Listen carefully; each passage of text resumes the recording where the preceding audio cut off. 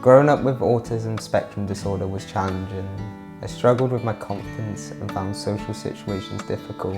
I left school without getting my maths and English GCSEs, but I was determined not to let that hold me back. I started an engineering course in college, but I knew quite quickly that it wasn't for me.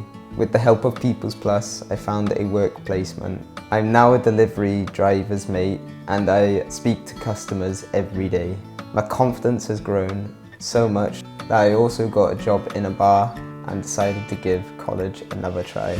I always loved computers, so I decided to enroll on an ICT and Essential Skills course to get my maths and English qualifications. Going back to education has given my self-belief a huge boost. Finding it easier to cope with social situations too.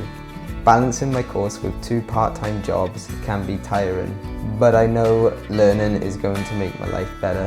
One day I'd like to go to university to get a degree in computer science. This will open even more doors for me. With each piece of knowledge I gain, I'm changing my story.